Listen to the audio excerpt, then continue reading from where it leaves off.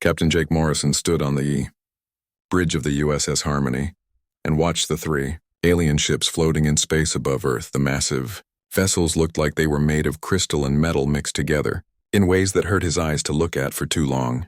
Each ship was at least twice the size of anything humans had ever built, and they moved through space without making any sound or leaving any trail behind them. 2 weeks had passed since the aliens first appeared at the edge of Earth's solar system. They had sent radio signals in perfect English, asking for peaceful contact with Earth's leaders. The messages were polite and formal and spoke of friendship between species and sharing knowledge across the stars. Every government on Earth had spent days arguing about what to do before finally agreeing to meet with these visitors from another world.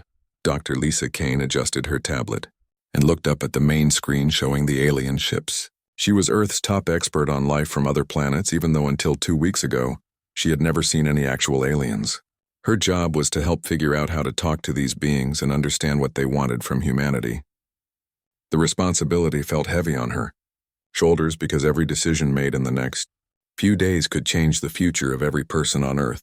Ambassador Carl Bennett walked across the bridge toward the communication station. He was a tall man with gray hair who had spent his whole career talking to world leaders and solving problems between countries. Now he had to learn how to talk to creatures from another star system. The alien leader had agreed to meet aboard the space station New Geneva in 3 hours, and Bennett was nervous about saying the wrong thing. President Helen Cross appeared on the communication screen from Earth. She looked tired from all the emergency meetings and decisions that had to be made since the aliens arrived. Every news channel on the planet was talking about first contact with alien life and what it might mean for humanity.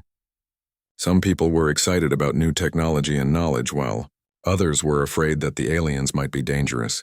The alien leader called himself Ambassador Thane, and he spoke through a small device that translated his words into English. His voice sounded musical and strange, but the translation was clear and easy to understand.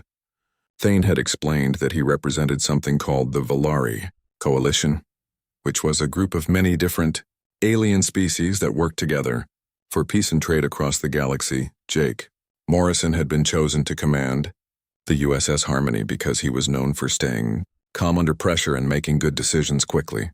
The ship was supposed to protect the diplomats if anything went wrong, but everyone hoped that would not be necessary.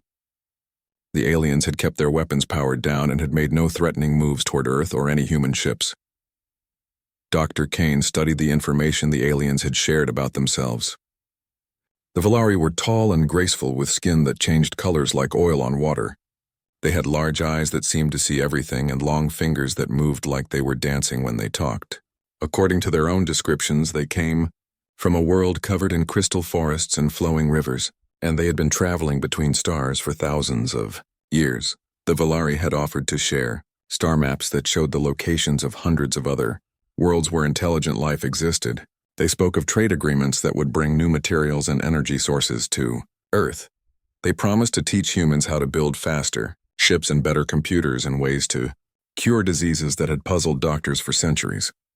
Lieutenant Commander Ryan Foster sat in the command chair of the USS Defiance and watched the same alien ships through very different eyes. His ship was hidden from all sensors using experimental technology that made it invisible to both human and alien detection systems. The USS Defiance was one of 5 ships in Earth's secret defense fleet that had been built over the past 10 years in case humanity ever faced a threat from space. Ryan had read all the same reports about the peaceful aliens, but something felt wrong to him. The way the alien ships moved was too perfect, and their formation around Earth gave them clear shots at every major city on the planet. Their weapons might be powered down, but they were still there, and they were bigger than anything humans had ever imagined building. The other hidden ships were spread out through the solar system with orders to stay invisible unless Earth was directly attacked.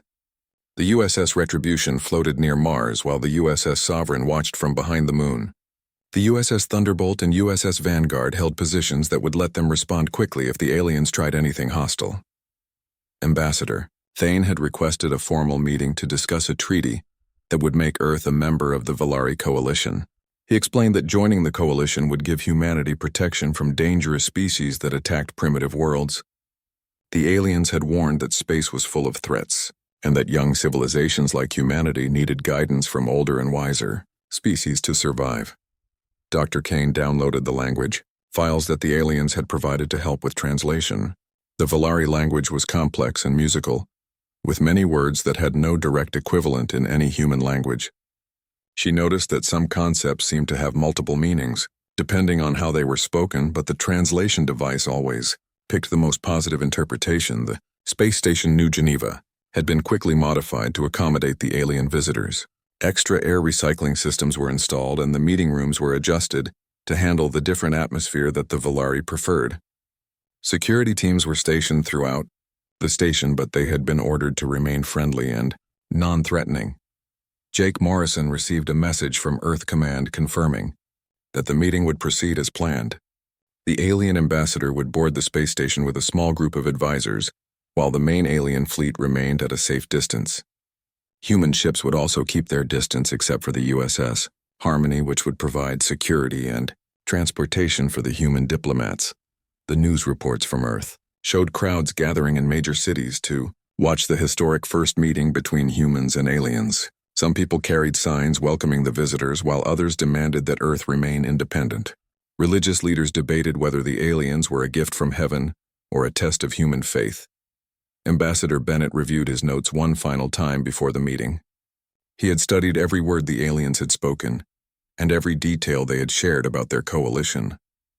The treaty they proposed seemed generous, and the benefits they offered were beyond anything humanity could achieve alone. Still, something in his gut told him to be very careful about what Earth agreed to do. The 3 alien ships continued their slow orbit above Earth as the time for the meeting approached. Their crystal surfaces reflected sunlight in patterns that hypnotized anyone who watched too long. Inside those ships, beings from another world prepared to offer humanity a choice that would determine the future of every person alive and every child yet to be born. 3 days had passed since the first meeting between humans and the Valari aliens, and the talks were moving forward on the space station New Geneva. Ambassador Thane sat across from the human diplomats in a room that had been specially prepared for these historic discussions. His skin shimmered with soft blue and green colors that seemed to change with his emotions while he spoke about the benefits of joining the Valari coalition. The alien ambassador had brought with him a formal treaty written on what looked like crystalline tablets that glowed with their own light. The document was thick and complex, but the translation device made it sound simple and generous. Earth would receive protection from hostile alien species and access to technology that could solve hunger and disease and energy problems. In return, humanity would agree to follow coalition laws and contribute ships and resources when needed for the common defense.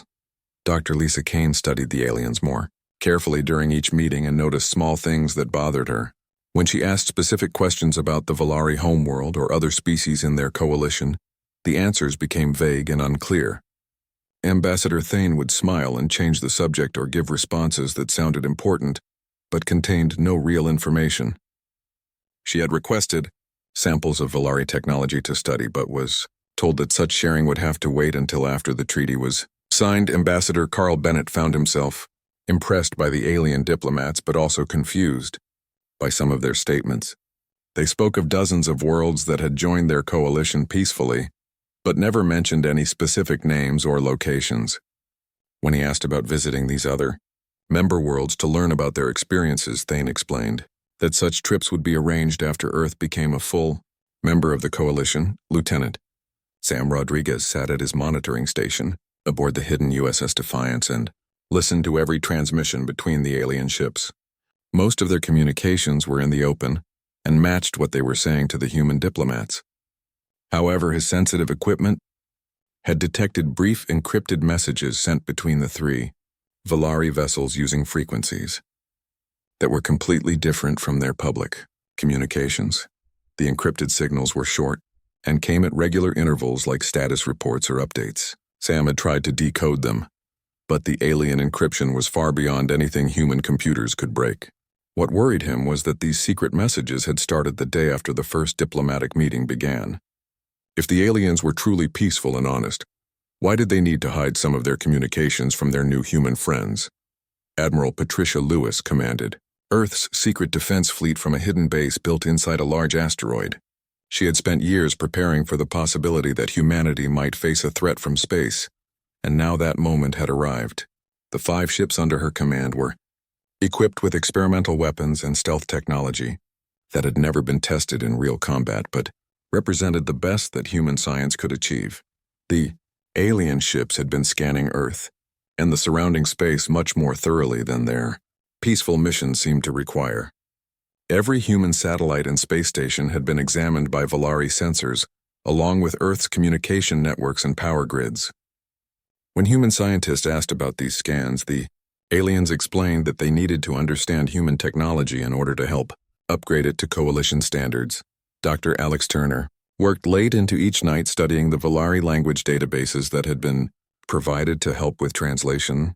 As an expert in alien languages that did not yet exist, he had spent his career preparing for this exact situation. The more he studied the Volari words and grammar, the more concerned he became about errors in the translation process. The word that the translation device rendered as protection seemed to have multiple meanings in the original Volari language. In some contexts, it meant safety and security, but in others it appeared to mean control or dominance. The term for membership in the coalition was even more troubling because it used the same root words that meant ownership or possession in ancient Volari texts. Alex discovered that many key concepts in the treaty had been translated in ways that made them sound more favorable to humanity than the original Volari language actually supported. The coalition's offer of guidance could also be read as a demand for obedience. The promise of shared technology might actually mean that Earth would be required to give up its own scientific knowledge to the coalition. Though aliens had made a specific request that troubled many of Earth's military leaders. They wanted all of Earth's defensive weapons to be powered down during the formal treaty signing ceremony as a gesture of trust and peaceful intent. Ambassador Thane explained that this was a traditional requirement for joining the coalition and that it showed humanity's commitment to solving problems through diplomacy rather than force. Captain Jake Morrison received daily briefings about the progress of the negotiations and found himself growing more worried with each report.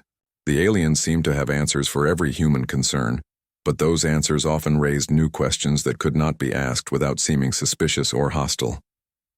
The Volari had positioned their ships in a formation that would allow them to attack Earth's most populated areas while claiming they were simply maintaining a defensive posture. Dr.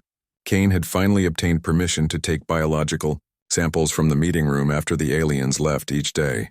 Her analysis of skin cells and other traces left behind by the Volari delegation revealed that they were not the peaceful plant eaters they claimed to be. Their cellular structure and chemical makeup suggested they were predators, with bodies designed for hunting and killing rather than the gentle philosophers they pretended to be. The human diplomats were under enormous pressure from governments around the world to accept the alien treaty. The potential benefits were too great to ignore, and the promised protection from hostile aliens seemed necessary for human survival. However, a growing number of scientists and military officers were developing serious doubts about the true intentions of their visitors from the stars.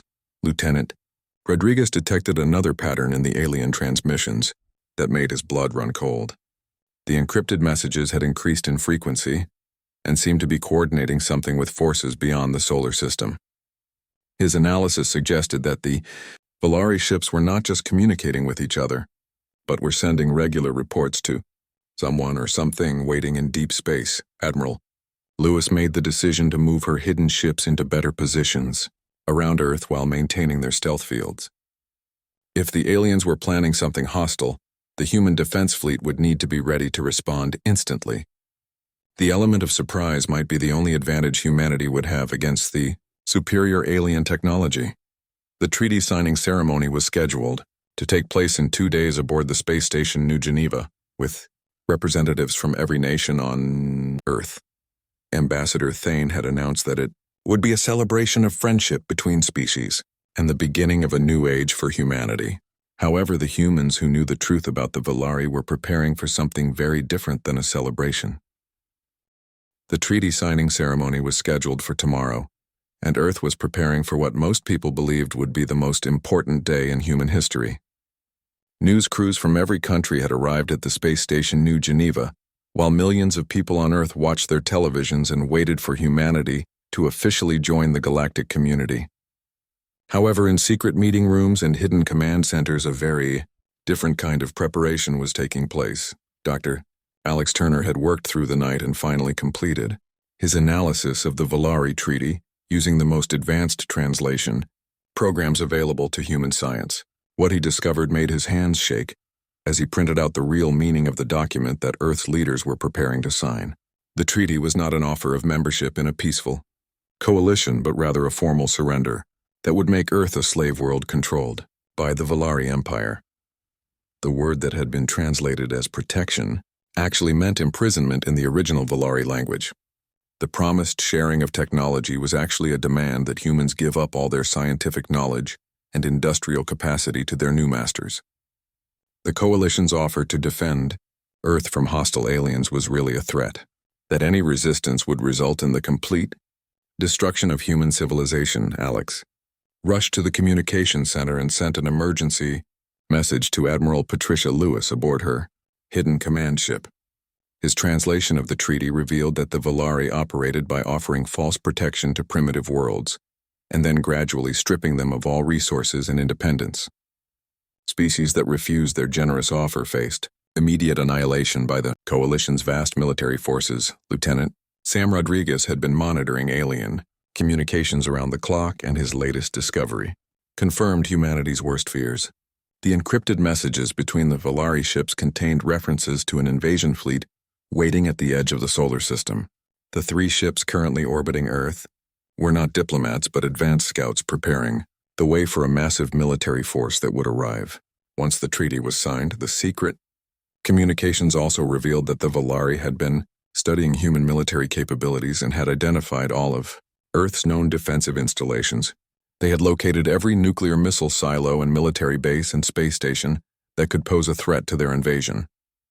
However, their scans had failed to detect the 5 stealth ships that made up humanity's hidden defense. Fleet Dr. Lisa Kane had completed her biological analysis of the Valari tissue samples, and the results were terrifying.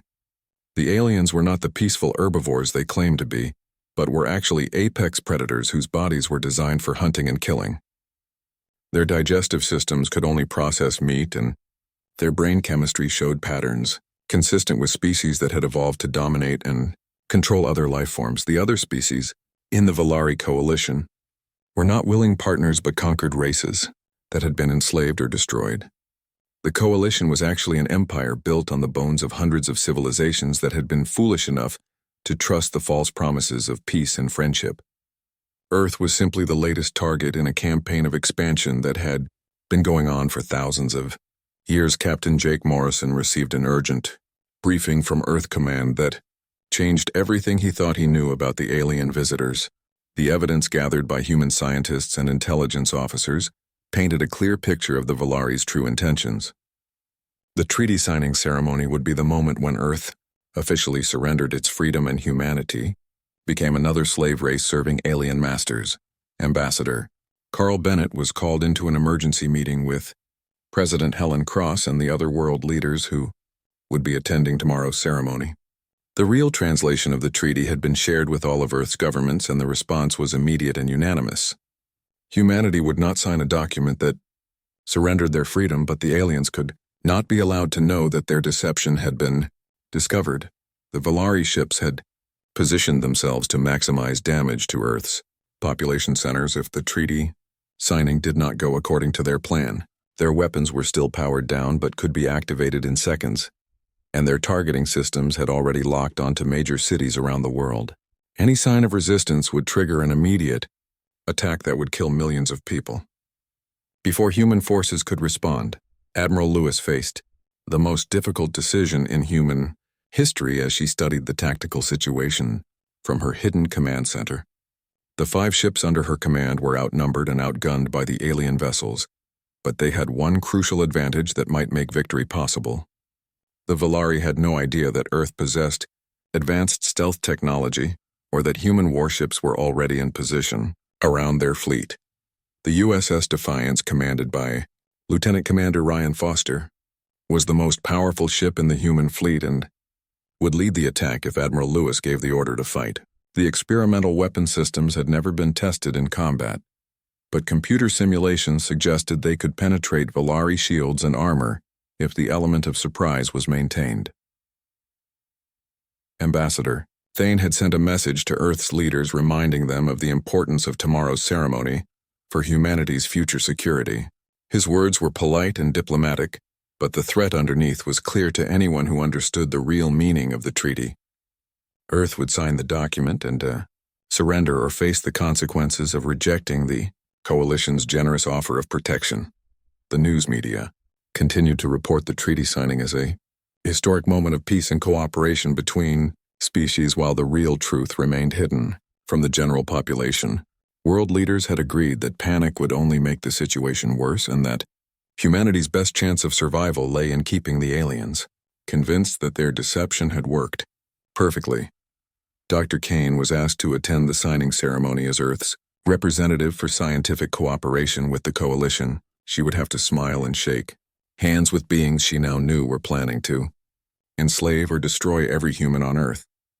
The knowledge of what the Volari really were made her sick, but she understood that the fate of humanity might depend on her ability to act like she trusted them completely. The final preparations for tomorrow's ceremony continued on both sides as humans and aliens made ready for a confrontation that would determine the future of Earth. Volari believed they were about to add another world to their empire, while humanity prepared to fight for its freedom against impossible odds. The treaty signing that was supposed to bring peace between species would instead become the opening battle of a war for human survival. The day of the treaty signing ceremony arrived with great fanfare across Earth as millions of people gathered around television screens to witness what they believed would be humanity's entry into a peaceful galactic community. The space station New Geneva bustled with activity as world leaders and news crews prepared for the historic moment, while 3 massive alien ships maintained their positions above Earth like silent guardians watching over their new subjects. President Helen Cross arrived at the station wearing her best diplomatic uniform, but her face showed none of the joy that the cameras expected to capture. She knew the truth about the treaty and understood that in the next few hours humanity would either win its freedom or face complete destruction. The weight of every human life rested on decisions that would be made in the coming minutes. Ambassador Carl Bennett walked through the corridors of the space station and nodded politely to the alien guards that had been posted throughout the facility. The Volari had insisted on providing security for the ceremony, and their tall, graceful forms seemed to glide rather than walk as they moved through the human installation. Their large eyes missed nothing, and their elegant hands stayed close to weapons that looked like works of art but could kill instantly. Dr. Lisa Kane took her place at the ceremony table and tried to control her breathing as Ambassador Thane entered the room with his delegation of advisors. The alien leader's skin shimmered with colors that seemed to indicate pleasure and satisfaction as he looked around at the assembled human dignitaries. His smile was warm and friendly, but Kane could now see the predator hiding behind the diplomatic mask. Captain Jake Morrison stood on the bridge of the USS Harmony and watched the ceremony preparations through the main view screen. His ship was positioned close enough to provide protection for the human delegates, but far enough away to avoid being caught in the crossfire when the fighting started. Every member of his crew had been briefed on the real situation and they were ready to move. Instantly, when Admiral Lewis gave the signal, the ceremony began with speeches about friendship between species and the bright future that awaited humanity as members of the Volari Coalition. Ambassador Thane spoke eloquently about the wisdom of older civilizations, guiding younger races toward prosperity and peace. His words sounded beautiful, but every human who knew the truth understood they were listening to threats disguised as promises. Lieutenant Commander Ryan Foster sat in the command chair of the USS Defiance and felt his heart pounding as the moment of truth approached. His ship and 4 others remained invisible to all sensors while they held positions around the alien fleet. The experimental stealth technology had worked perfectly so far, but once the shooting started, there would be no way to hide from enemy weapons. Admiral Patricia Lewis watched the ceremony from her hidden command center and waited for the exact moment when humanity would spring its trap. The plan was simple but dangerous because everything depended on perfect timing and coordination between the 5 human ships. If even one vessel was detected before the attack began, the aliens would have enough warning to destroy Earth's major cities. The treaty documents were brought forward on their glowing crystalline tablets and placed on the table. Between the human and alien delegations, Ambassador Thane gestured toward the papers with one of his graceful hands and invited President Cross to make history by signing the agreement that would bring Earth into the galactic community. The cameras focused on her face as she reached for the ceremonial pen. At that exact moment, Admiral Lewis spoke the words that every human had been waiting to hear. The order was transmitted instantly to all 5 hidden ships using quantum communication systems that could not be intercepted or jammed by alien technology. The USS Defiance and its sister ships suddenly appeared in space, around the Valari fleet like ghosts materializing from thin air. The alien ships were caught, completely off guard as 5 human warships decloaked, simultaneously in perfect formation around their vessels. The Valari had been so confident in their superior sensors that they had never imagined Earth possessed stealth technology, advanced enough to hide entire battleships from their detection systems. Their tactical advantage disappeared in an instant. Captain Morrison immediately ordered the USS Harmony to move away from the space station as chaos erupted throughout the solar system. The alien ships tried to target Earth's population centers, but found their weapons locked onto the human warships that had surrounded them. The Valari had planned for many possible scenarios, but being outmaneuvered by a primitive species was not one of them. Ambassador Thane's expression changed from diplomatic satisfaction to shocked rage as reports flooded in from his ships about the human ambush. His skin shifted to angry red and orange colors while he realized that his carefully planned deception had been discovered and turned against him. The prey had become predators and the hunters were now being hunted. President Cross stood up from the treaty table and looked directly into the alien ambassador's eyes as she delivered humanity's response to his ultimatum. Her voice was calm and steady as she spoke words that would echo across the galaxy for generations to come. Earth declined the Valari offer and chose to fight for its freedom, rather than accept slavery disguised as protection. The first shots of the battle erupted in space as human and alien weapon systems came online simultaneously. The USS Defiance opened fire with its main cannon and sent a beam of pure energy through the shields of the lead Valari ship. The alien vessel staggered under the impact while its crew scrambled to respond to an attack they had never expected to face. Lieutenant Colonel Mike Stevens commanded the USS Retribution and coordinated his attack with the other human ships to maximize damage to the alien fleet. The Valari vessels were individually more powerful than anything humanity had built, but they had been designed for attacking helpless planets rather than fighting other warships in close combat. The battle that followed would last only 27 minutes, but those minutes would determine whether humanity remained free or became another slave race serving alien masters.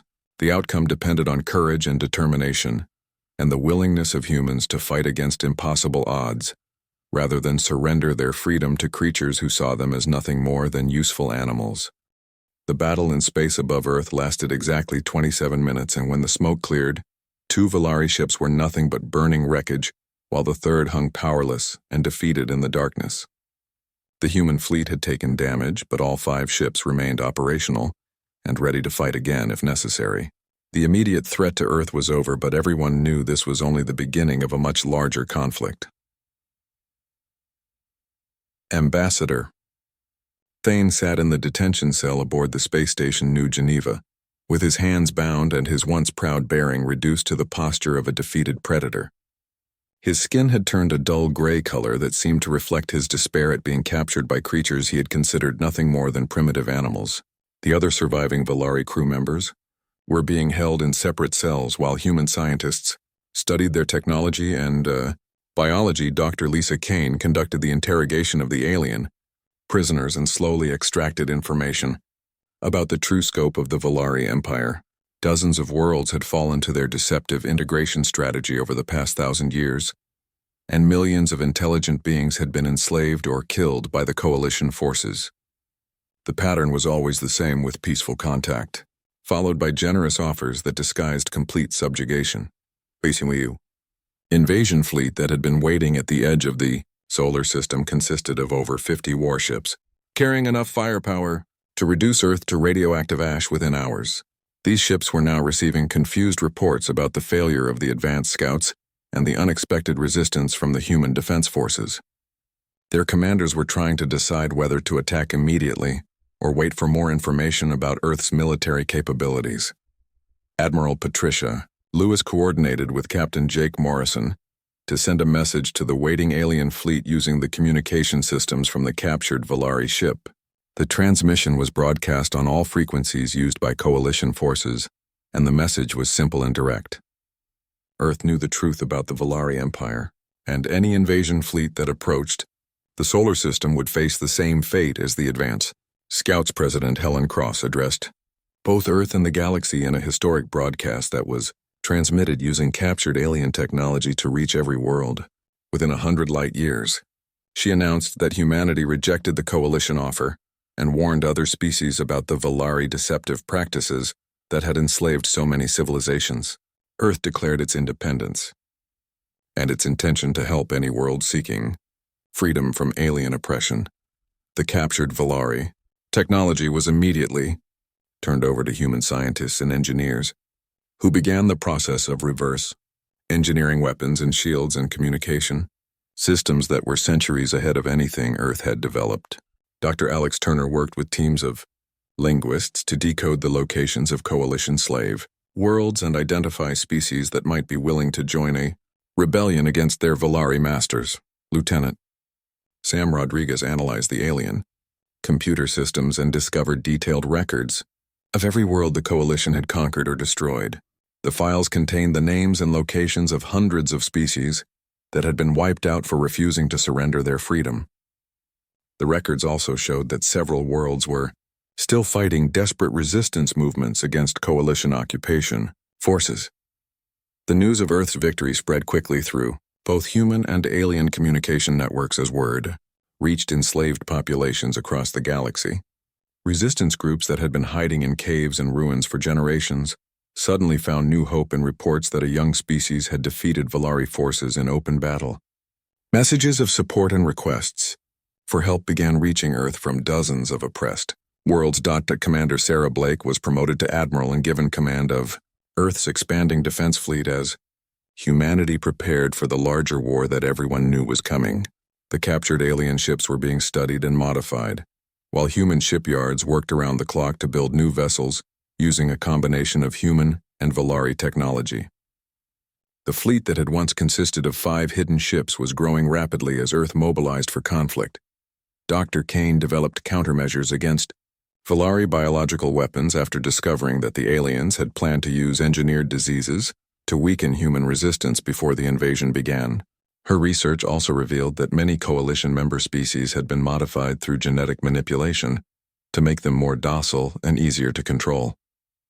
The true horror of Volari methods was becoming clear as each day brought new discoveries.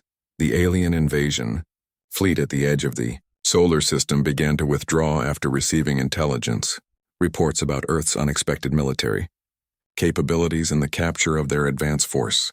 The coalition commanders decided that humanity posed a greater threat than anticipated and that a larger force would be needed to subdue the rebellious planet.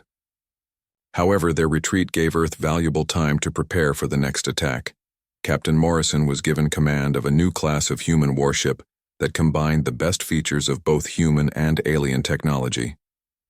The USS Liberty was designed specifically for long-range missions to liberate coalition slave worlds and support resistance movements across the galaxy. Her stealth systems were improved versions of the technology that had allowed Earth to surprise the Volari scouts. The first rescue mission departed Earth 6 months after the battle as the USS Liberty and 2 escort ships headed toward a coalition-occupied world where intelligence reports indicated an active resistance movement was still fighting for freedom. The planet's population had been enslaved for over 2 centuries, but recent messages suggested they were ready to rise up if they received outside support. Lieutenant Rodriguez had been promoted to commander and served as the communication officer for the Liberation Fleet. His job was to establish contact with resistance groups and coordinate attacks against coalition forces while avoiding civilian casualties.